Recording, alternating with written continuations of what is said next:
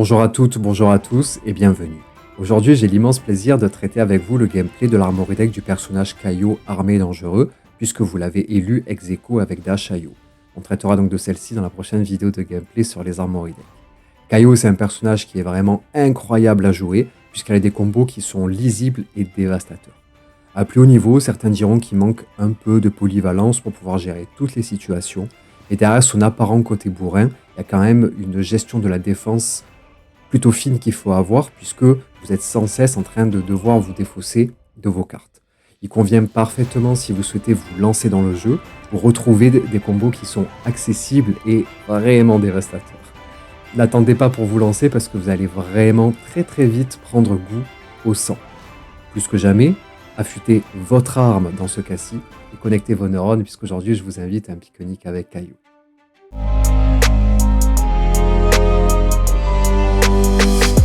Le deck de Kaio, c'est un deck qui joue sur la défausse. Défausser une carte, c'est la prendre et la mettre dans son cimetière. Dans le lot, vous avez donc à peu près la moitié des cartes, puisqu'il y a 20 cartes différentes dans l'Armory Deck, et sur ces 20 cartes, il y en a 11 qui concernent la défausse. Il y en a une première partie qui est une défausse au hasard, une deuxième partie qui est une défausse ciblée.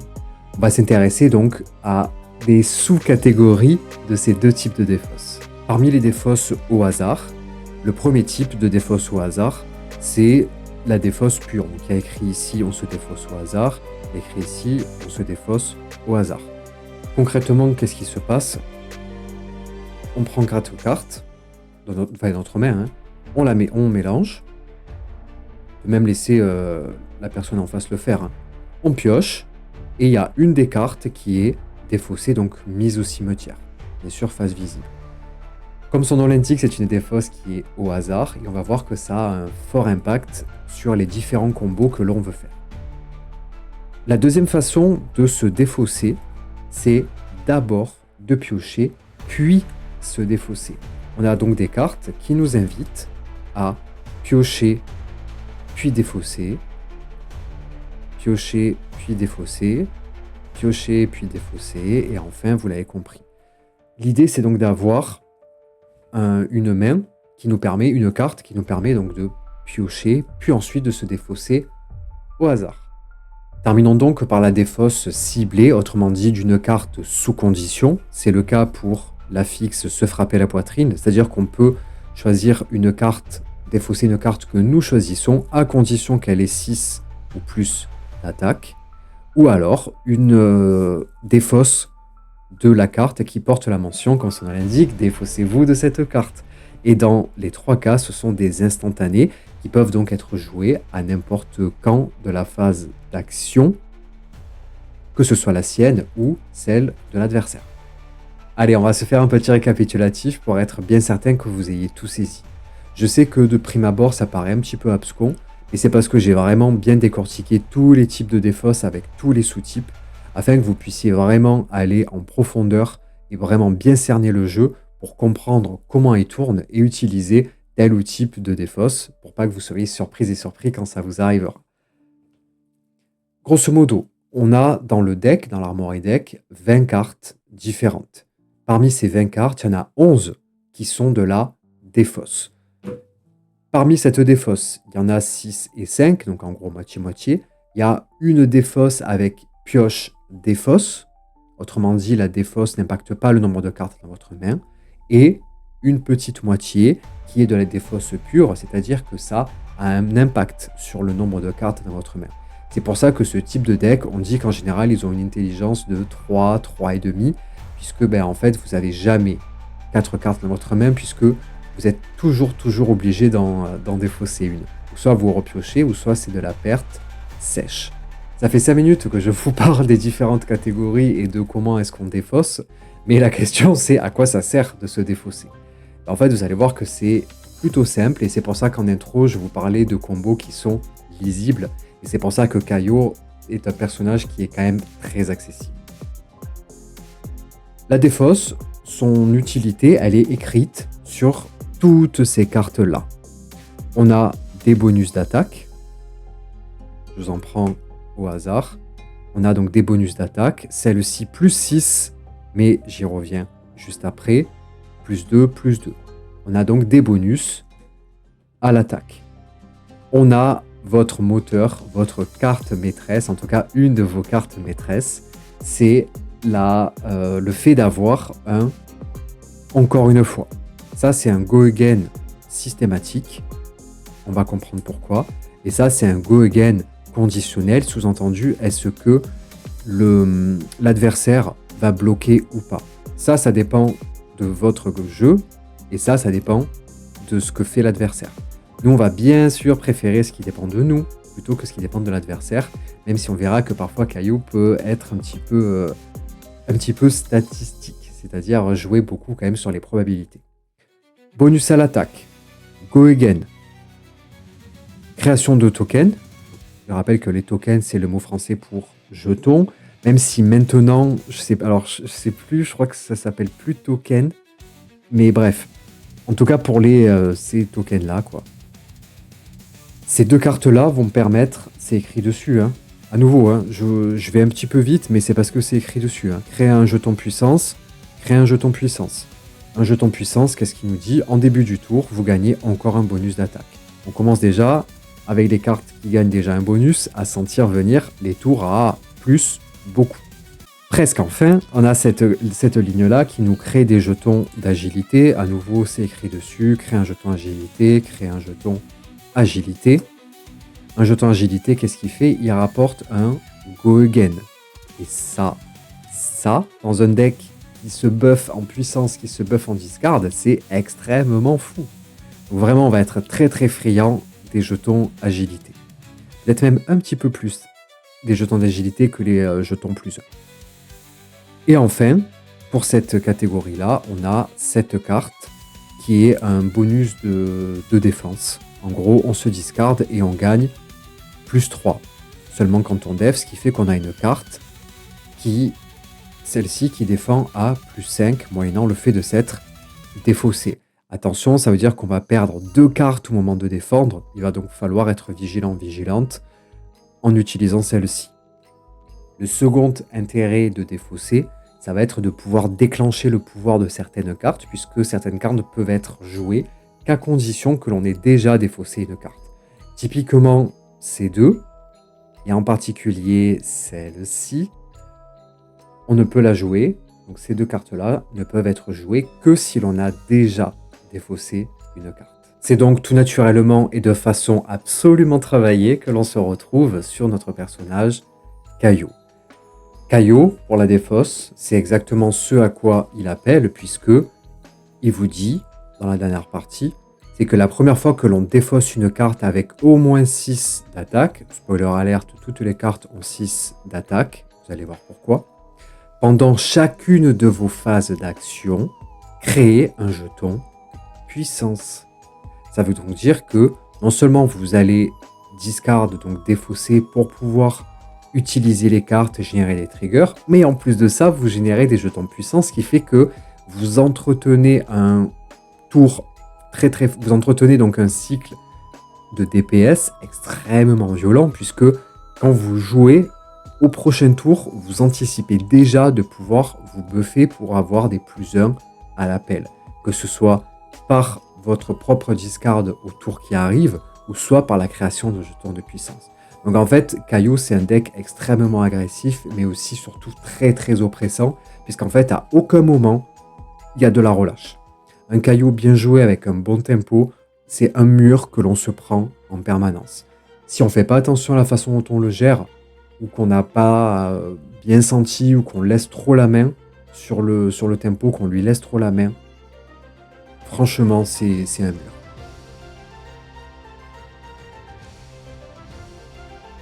Caillou, et c'est le seul personnage qui a cette particularité-là, il a qu'une seule zone d'arme. C'est-à-dire qu'on ne peut pas utiliser 2 fois une arme à une main, c'est seulement une fois une arme à une main. C'est d'ailleurs écrit ici, il a une seule zone d'arme, vous pouvez avoir donc qu'une seule arme à une main. Ne vous inquiétez pas, dans la prochaine partie on va parler du matériel, et cette griffe est déjà plutôt intéressante. Petite parenthèse, Caillou, on le voit derrière moi, il a qu'un seul bras. Il est armé et dangereux, il a un seul bras. Il a donc qu'une seule zone d'arme. Ce que j'adore dans le lore et dans l'écriture du personnage, c'est qu'en fait, on ressent vraiment ce côté. Alors, j'ai qu'un bras, parce que, en tout cas, c'est comme ça que je l'interprète, comme ça que je le ressens. On est tout le temps en train de se défausser. Et c'est vrai que quand on se défausse de cartes, parfois on a juste 2 cartes en main. On a cette sensation-là d'avoir un petit peu, d'être un petit peu bridé. Et quand on voit les résultats des combos, franchement, ça fait peur. Donc vraiment, j'aime beaucoup ce personnage pour ça. Derrière son apparente brutalité, voilà, je trouve que les développeurs ont vraiment mis un joli petit lore en se disant, ben voilà, il a qu'un bras. Donc effectivement, il y a un relatif handicap qu'on ressent en ayant moins de cartes en main. Donc avec, comme j'expliquais tout à l'heure, 3,5 d'Intel. Virtuel, bien sûr, puisqu'on en a 4 en vrai, mais virtuel. Et ce ressenti-là, le fait qu'il ait qu'un bras, mais qui donne quand même, quand même. Bon allez, je clôt là-dessus, on s'y remet. La deuxième partie du texte nous dit que toutes les cartes actions d'attaque, donc toutes les attaques actions qu'on possède gagnent +1 tant qu'elles sont dans une zone autre que la zone de combat. Autrement dit, toutes les cartes actions d'attaque ont +1 lorsqu'elles doivent remplir certaines conditions. J'espère que ça fait tilt. Bien sûr que tout ce qu'on a vu juste avant, lorsqu'il faut défausser une carte avec au moins 6, et bien en fait, spoiler alerte, toutes vos cartes vont avoir du coup 6. Pourquoi? Parmi celles qui ont le moins d'attaque, donc on retrouve cette jaune-là, qui est à 5, celle-ci à 5, celle-ci à 5, celle-ci à 5. Bref, le plus petit nombre que l'on peut avoir en termes d'attaque, pour les bleus, c'est 5. Autrement dit, vu que Caillot vous permet d'avoir +1 tant qu'elles ne sont pas sur la chaîne de combat, ça veut donc dire que toutes les cartes que vous allez défausser ici, par exemple je défausse elle, et bien en fait on va considérer qu'elle a 5 +1, puisqu'elle est dans n'importe quelle zone, sauf la chaîne de combat. C'est-à-dire que ça ne vous donne pas un +1 en direct, ça ce sont soit les bonus, soit les tokens de puissance. Autrement dit, vous êtes certain ou certaine que la condition, ici par exemple, vous pouvez vous défausser d'une carte avec au moins 6, ou la condition de dire il faut que la carte ait au moins 6, cette condition-là, elle sera toujours remplie. Donc ça, c'est déjà une première assurance. Ce qui fait que vous avez vos combos qui vont naturellement se faire et cette condition sera toujours remplie. Ça sera aussi très utile si vous tombez sur un gardien, une gardienne ou un guerrier un petit peu énervé qui vous provoque en duel de vigueur, en vous demandant du coup de faire un duel, c'est-à-dire de pouvoir savoir le héros qui a la plus grande attaque, ou sous-entendu la plus grande valeur en attaque, et bien vous, à chaque fois que vous ferez un test, vous aurez +1, ce qui fait que si votre carte elle a 6 de base, elle va passer à 7. Et ça vous assure de gagner dans une très très grande majorité des cas tous vos duels.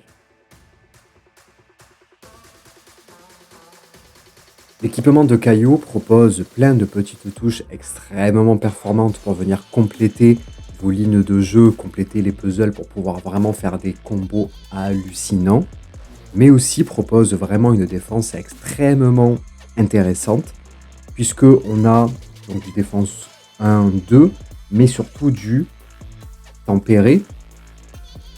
Tempéré, je vous rappelle que on met un marqueur -1 et qu'on détruit. Donc typiquement celle-ci, on va pouvoir s'en servir 2 fois. Donc c'est comme si elle avait une défense à 2 le premier tour. On met un marqueur -1. Donc au prochain tour, elle va avoir une défense de 1. Donc typiquement, c'est comme si elle avait 3 de défense. L'autre type que l'on va avoir, c'est usure de guerre. Quand la chaîne de combat se termine, si vous avez défendu avec cette carte, mettez un marqueur -1 sur elle. Donc elle a que 1, mais elle ne disparaît pas. Pourquoi c'est hyper important? Parce que vous verrez, avec l'habitude ou la diversité, qu'il y a certains personnages qui demande de défendre de façon obligatoire avec une pièce d'équipement. Et quand vous ne voulez pas sacrifier une pièce qui vous intéresse, vous mettez une qui a déjà servi, une qui est déjà usée, pour pouvoir quand même défendre tout en préservant les autres. On commence par la tête. La tête de pioche, c'est une tête qui est un petit peu gamble. C'est-à-dire que si vous êtes un petit peu joueur, un petit peu joueuse, vous pouvez lancer un D6. C'est bien un D6. Vous lancez un D6 et à la fin du tour, on a une intelligence de base qui est augmentée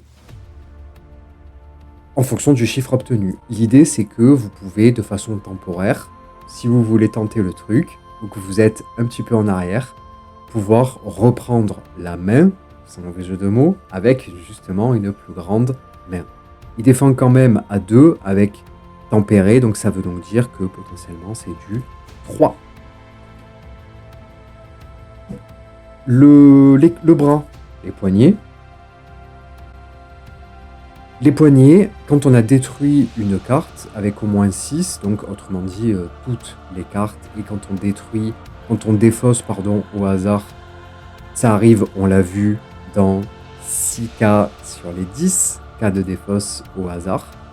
Et si on le fait, on crée 2 jetons de puissance. Ça, c'est très bien si on veut ce setup pour un prochain tour absolument dévastateur. On passe aux bottes. Les bottes, elles nous permettent ni plus ni moins de gagner un point d'action lorsqu'on a défaussé une carte au hasard avec au moins 6. Je rappelle que c'est le cas de toutes les cartes grâce aux plusieurs de cailloux. On gagne carrément un point d'action. Ça, les go again, on va le voir dans la partie combo, sont plutôt rares, mais avoir un go again, donc un point d'action en plus, ça laisse vraiment la possibilité de faire un énorme tour.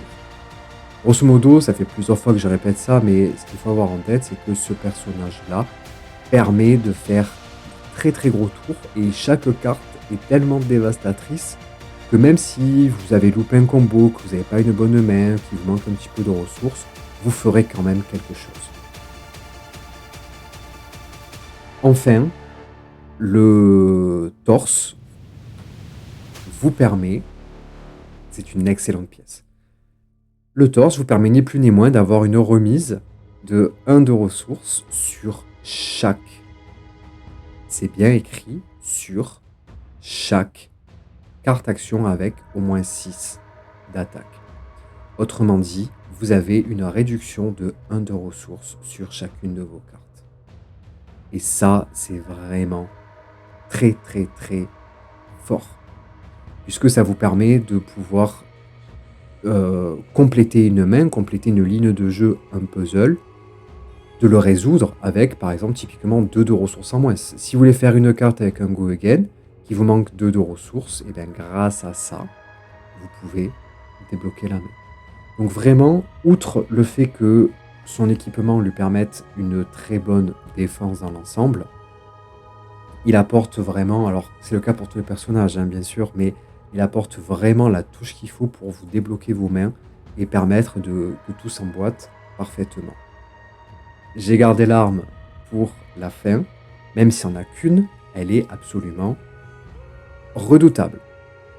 Une fois par tour, pour 2, elle donne elle attaque pour 3, et si on s'est défaussé d'une carte avec au moins 6, je rappelle que c'est le cas pour toutes les cartes, grâce à Caillou, parce qu'il donne 5 plus 1. La carte, donc cette carte-là, gagne encore une fois. Simple, efficace, c'est-à-dire que vous avez une attaque dans tous les cas au minimum 2 pour 3, go again, encore une fois. Donc ça veut dire que vous pouvez commencer n'importe quel combo avec cette carte-là. Typiquement, si vous êtes un petit peu en rade en termes de ressources, que vous avez des tokens de puissance, votre prochaine attaque, ce tour-ci, gagne plus 1. Si vous en avez 1, 2 ou 3, et bien en fait, cette carte, c'est la prochaine attaque. Donc elle va avoir un gros bonus. Même si le go again, ensuite, il est perdu ou qu'il est moins percutant par manque de ressources ou parce que vous souhaitez vous setup ou parce que vous avez beaucoup défendu ce tour-ci, ben, souvenez-vous que vous avez toujours cette petite carte-là qui coûte seulement 2 et qui, bien combinée avec des tokens de puissance, peut vraiment surprendre et renverser la partie ou en tout cas vous permettre de récupérer un petit peu la main et de ne pas faire un tour à vide. Après, vous êtes très fortement défendu.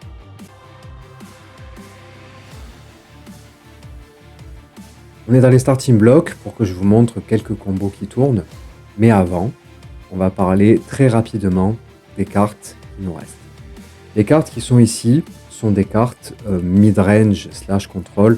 C'est-à-dire qu'elles vont avoir des effets de disruption qui vont venir embêter l'adversaire. Ici, on va avoir une action sur l'arsenal avec un bannissement. Là, on va avoir empêché de pouvoir jouer des défenses, réactions, ce qui est extrêmement intéressant. Aussi, on hit, donc si ça touche, le héros perd carrément toutes ses capacités pour le prochain tour. Je pense au Gravy Bones qui est extrêmement embêté avec ça. C'est ça parce que je le joue, donc je sais vraiment à quel point c'est embêtant. On perd quasiment un tour. On combat en duel, on prévient des dégâts, etc. Donc vraiment, on bannit encore une fois. Donc vraiment, toutes ces cartes-là, elles sont faites pour rajouter un petit peu du piment. Donc il y a une très grande partie de DPS, donc de dégâts, et une autre partie, on va dire un petit tiers, qui concerne ça et là des petites touches pour venir soutenir nos dégâts, respirer pour nous aussi un petit peu le temps de préparer les combos, mais surtout empêcher l'adversaire de se relever entre deux énormes assauts. Les combos avec Kaio, et c'est ça toute la beauté de ce deck-là, c'est qu'ils sont vraiment transparents. Autrement dit, chaque main que vous avez, même si vous êtes débutant, même si c'est votre toute première partie, à chaque main que vous allez tirer, vous allez réfléchir 10-15 secondes, le temps de compter un petit peu la ressource, de voir ce que vous pouvez faire, etc. Et chaque main que vous allez avoir va faire quelque chose. C'est différent des autres héros, je pense à Gravy Bones que je joue, auquel il faut vraiment avoir 3, 4, 5 couches pour pouvoir enfin sortir un combo qui va vraiment faire quelque chose. Là, avec Kaio, il suffit juste de lire, de se laisser porter, et quelque part, les combos se font vraiment de manière très naturelle. C'est pas parce qu'ils sont faciles à réaliser qu'ils sont pas puissants. Vraiment, Kaio, j'assure, comme on dit, excusez-moi du terme, ça casse des bouches. Parce que vraiment, en termes de puissance d'attaque, c'est vraiment extrêmement intéressant. En contrepartie, à plus haut niveau, c'est vrai que c'est un deck qui manque d'outils pour pouvoir faire face à plein de situations différentes. Cependant, comme je vous l'avais expliqué en introduction, on prend vraiment très vite goût au sang. Donc si vraiment vous souhaitez vous lancer, n'hésitez pas, ce personnage-là vraiment va vous apporter énormément de satisfaction quant au jeu. En plus, on va le voir dans la partie suivante au niveau de la méta, il a été un petit peu en berne sur la dernière méta, sur les dernières méta même. Mais là, avec le support de Super Slam et le shift de la méta, vraiment c'est devenu un personnage qui est très intéressant, qui est fort, qui a de bons résultats. Donc si vraiment il vous intéresse, allez-y, les yeux fermés. Au niveau des combos, on va commencer par le tout premier. Ce premier combo,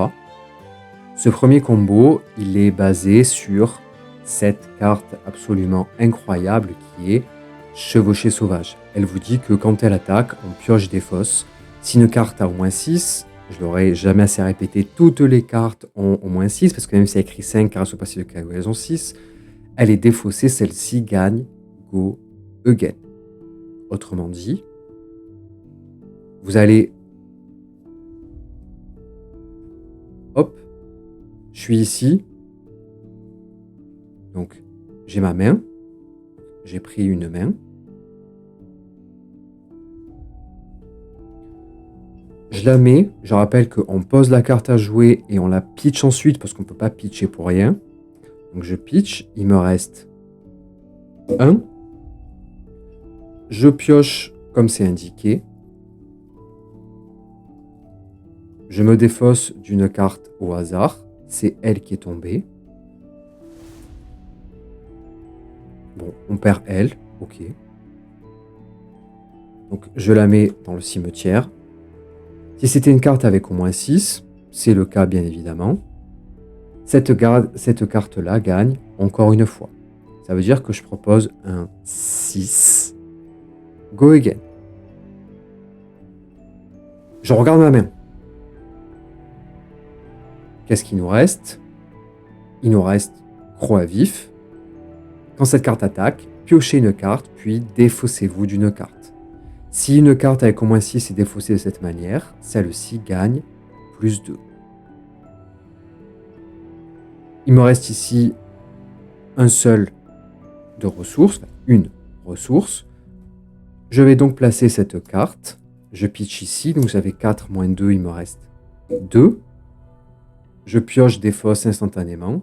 C'était cette carte-là. Avec 6. Que je mets donc dans le cimetière. Et j'arrive avec un 8. Ce qu'on aurait pu faire aussi, c'est que plutôt que d'être des morphales, autrement dit, plutôt que de se dire je vais enchaîner tout ça. Si on prend quelques petites secondes pour réfléchir, on revient à ce moment-là. Je suis ici, j'ai proposé mon 6 go again, il me restait 1 de ressources. J'ai défaussé une carte.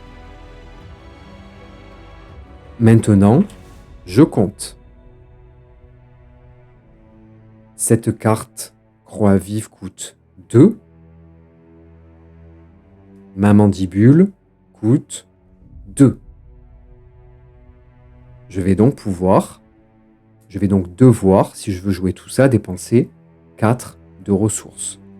Ça tombe bien, puisque ici, il me reste 1 de ressources, et là, j'ai une bleue. Ça veut donc dire que j'ai 4 de ressources. Ce qui fait que plutôt que de me lancer bille en tête là-dessus, je joue mon 6, j'ai défaussé une carte, je viens placer ma mandibule.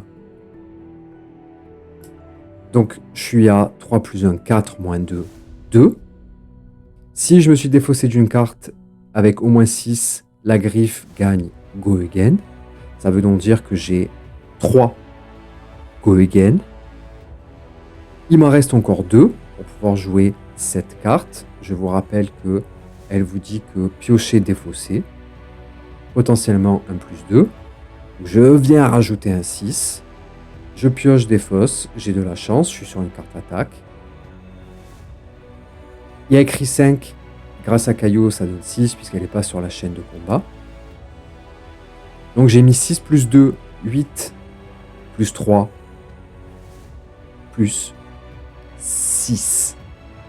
Donc je suis à 6, 7, 8, 9, plus 8, 17. J'ai fait un tour à 17. Et encore, je n'ai pas compté le fait d'avoir d'éventuels jetons de puissance qui auraient pu me rapporter plus 1.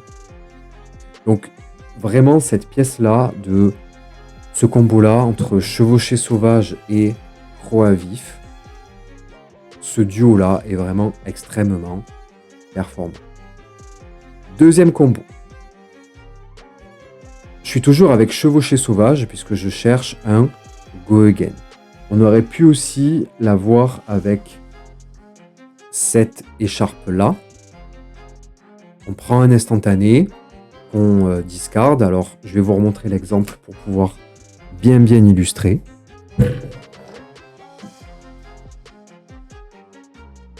Hop. Celle-ci. Défaussez-vous de cette carte, créez un jeton puissance. Donc ça veut dire que je me défausse de cette carte, elle a 5, donc 6. Et ça veut dire que je peux gagner un jeton de puissance pour le prochain tour, mais surtout venir trigger ça pour pouvoir gagner mon encore une fois. Voilà, ça va dépendre un petit peu de la main. En tout cas, le but c'est de récupérer un encore une fois. Pourquoi? Une fois que vous avez votre encore une fois, cette carte-là, raclée sauvage.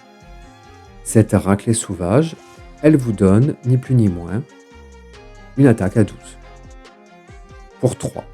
Pour 3, potentiellement réduit de 1, grâce, toujours pareil, à cette écharpe.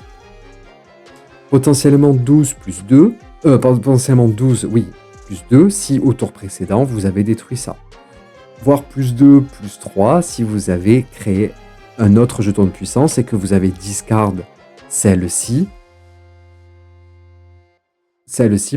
au tour d'avant, en prévision de réaliser ce gros tour. Celle-ci, elle vous demande, donc déjà il faut s'être défaussé d'une carte. Donc ça veut dire qu'il faut déjà avoir une carte en moins. Idéalement, pourquoi est-ce que je vous parle de chevaucher sauvage? Chevaucher sauvage, c'est parce que c'est pioche défausse. Ça veut dire que ça, en termes de nombre de cartes en main, c'est neutre. C'est pas la seule. On a vu dans la partie justement sur les différents types de défausse qu'il y en avait plusieurs.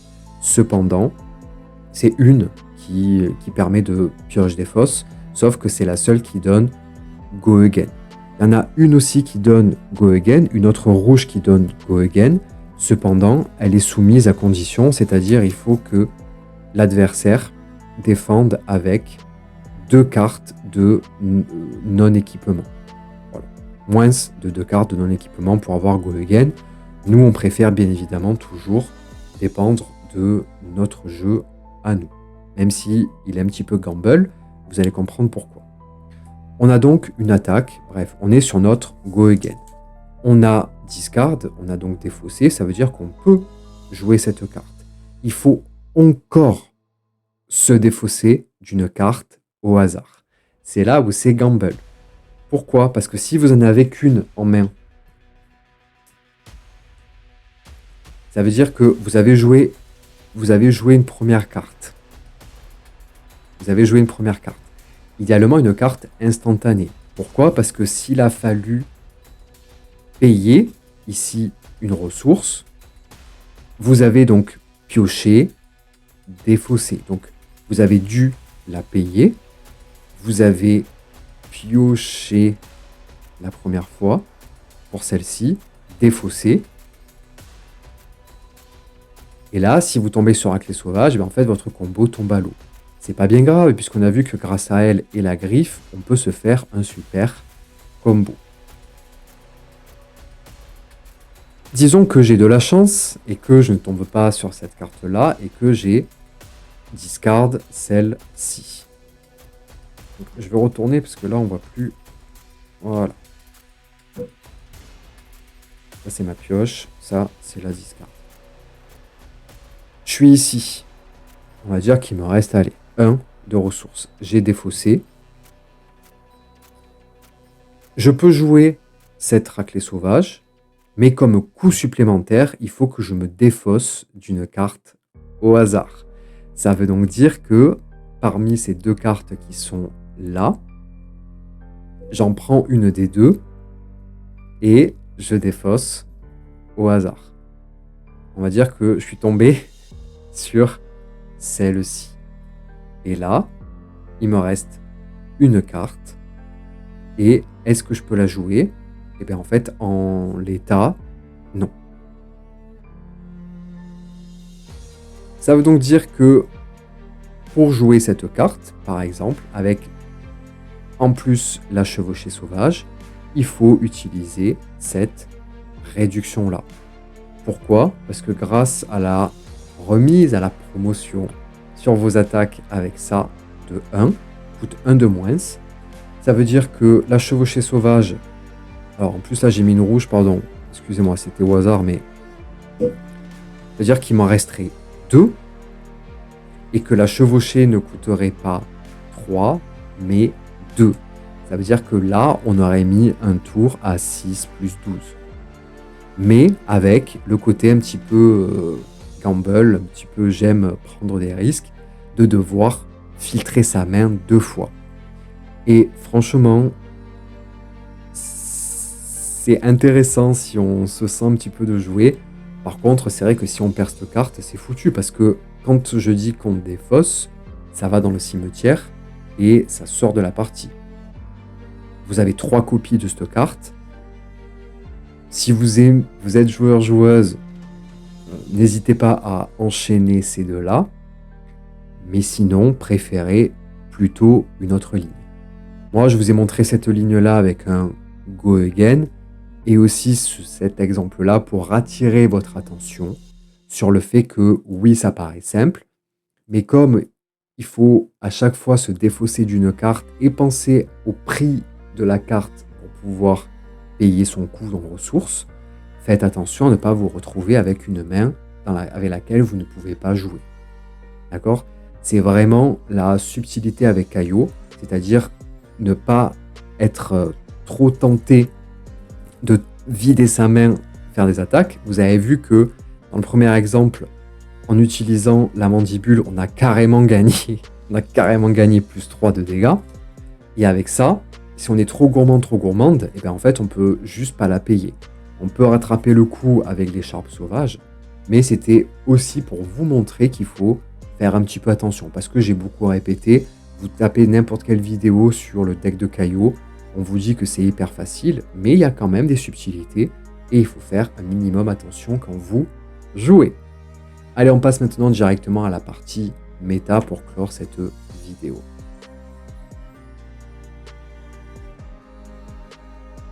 Avant d'aller sur FabLazing, moi j'aime bien regarder sur le site de FabTCG dans les derniers tournois qui ont eu lieu, le nom du héros. Donc je suis allé sur le site de FabTCG dans les decklists.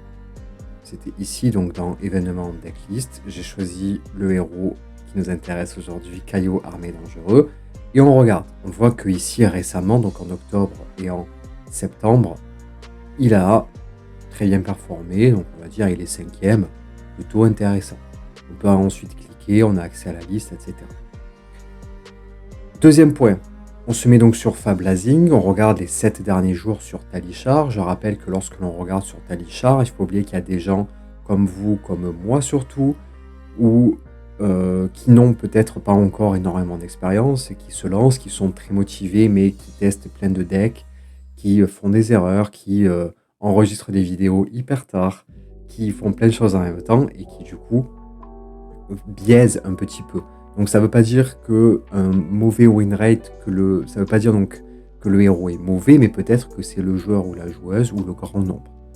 C'est pour ça que de regarder sur les tournois quand ce sont des gens, on va dire, investis dans la compétition qui manipulent ces héros-là, on se rend compte que, en tout cas, on a un avis peut-être un petit peu plus fidèle. Alors, là je regarde, non pas en pourcentage de méta, mais on va regarder directement sur Caillot. On va se mettre en win rate. Celui qui a le meilleur win rate, c'est Bravo. Donc on a Bravo, Arachnid, Orinthea, Verdance, etc. Et on voit déjà qu'il y a un shift par rapport à la semaine, par rapport à il y a 10 jours quand on a regardé pour Pléiade, on voit déjà qu'il y a un shift. Notre Caillot, on voit que en termes de pourcentage, il est bien, il est plus que la moitié. Cependant, contre Syndra, Verdance et Gravy Bones, il a un mauvais match-up. Syndra, elle est dans le top. Donc, outre les pourcentages, elle est aussi dans le top méta, c'est-à-dire ce qui est le plus joué. Sur Caillot, Verdance, 2e top plus joué, Gravy Bones, 3e top le plus joué. C'est-à-dire que contre les héros les plus joués avec des win rates qui sont quand même solides, 54,6, 55,7 et 50,3, on voit qu'il y a des match-ups défavorables. Est-ce que pour autant ça veut dire que c'est un personnage qui est nul ? Toujours pareil, cette réponse, c'est jamais oui, c'est jamais non. Le personnage est nul si vous ne savez pas le jouer. Le personnage est nul si vous faites n'importe quoi. Le personnage est nul si vos mains sortent mal. Mais est-ce qu'il est nul en soi ?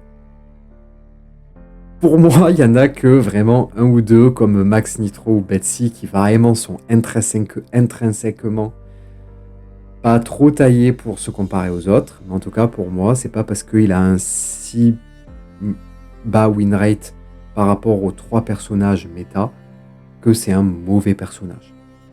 Donc, il s'inclut de manière très saine dans la méta. Et à nouveau, ne vous laissez pas trop perturber par cet engouement-là des chiffres, de regarder. Vous avez vu qu'en 5 secondes, on a dressé une analyse vraiment un petit peu tirée par les cheveux, mais pas extrêmement fine. Je l'ai fait comme ça, vite fait. On n'a pas regardé exactement les tableaux croisés, ce qui se jouait, ce qui se jouait pas. C'est juste pour prendre un petit peu la température et vous montrer qu'on peut toujours relativiser. À nouveau, un personnage, il va être bon s'il vous plaît. Puisque même si vous vous faites éclater, il sera bon parce que vous avez pris du plaisir. Et je vous rappelle que c'est ça en fait, avant tout. Quand on joue, c'est pour prendre du plaisir. Et si vous adorez l'histoire, c'est-à-dire le fait qu'il ait qu'un bras qui se donne à fond, que vous adorez le gameplay, le fait de se défausser, d'avoir plein de combos, que vous adorez aussi l'ambiance, c'est-à-dire le côté arène, le côté un petit peu step, la poussière, le sang, etc. Ben vraiment, vous ne perdrez jamais parce que vous aurez toujours un petit peu de satisfaction. Si vous cherchez la performance à tout prix, sachez qu'il y a des héros qui effectivement sont plus polyvalents, avec une porte d'entrée, que ce soit en termes d'argent ou en termes de difficulté, qui est beaucoup plus délicate. Donc, si vous voulez à terme faire de la compétition, prenez ce personnage-là qui vous permet de bien découvrir les mécaniques, et ensuite lancez-vous sur des personnages un petit peu plus complexes, un petit peu plus subtils, ce qui ne veut pas dire que ce seront forcément de meilleurs personnages en soi, c'est-à-dire ce seront juste des personnages qui auront un petit peu plus de réponses dans un contexte extrêmement varié. Parce que là, vous avez vu que la méta, elle est extrêmement diversifiée. Il y en a quelques-uns qui ont très peu de pourcentage, mais regardez, notre Pléiade, elle est quand même à 3% de la méta. Et on commence à aller en dessous des 1%, donc en dessous des 400 matchs. Voilà, pour Deco Slovène, bon, ça c'est vraiment un petit cas à part. Et voilà, pour Betsy, Zuri, Bravo, Arachni, Sleepy, bon. Mais sinon, on voit que quand même,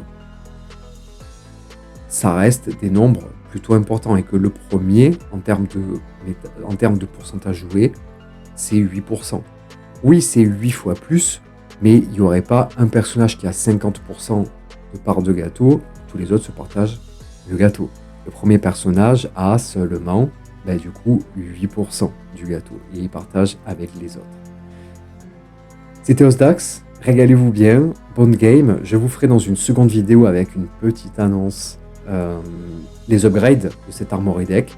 J'ai pris un petit peu mon temps parce que je veux développer aussi cette relation-là avec vous, vous montrer qu'on n'est pas que là pour parler de technique, que c'est aussi un plaisir de réfléchir ensemble, que je vous mette un petit peu comme je fais avec les élèves dans des situations où il y a une erreur pour que vous puissiez vous dire ah ben oui c'est vrai qu'à ça, pour plus retomber dans le panneau, pour faire attention à ce panneau là plutôt que d'arriver, de vous balancer des combos, vous dire tac tac tac, là c'est simple, vous montrer qu'on est là pour progresser ensemble, pour étendre la communauté et aussi un petit peu dédramatiser parce qu'on entend partout que c'est un jeu extrêmement difficile. Oui, il est exigeant, mais à un moment donné, ça reste un jeu, hein, donc tu connectes tes neurones et tu y vas. Si j'ai réussi, vous y avez aussi. Bon jeu, à la prochaine.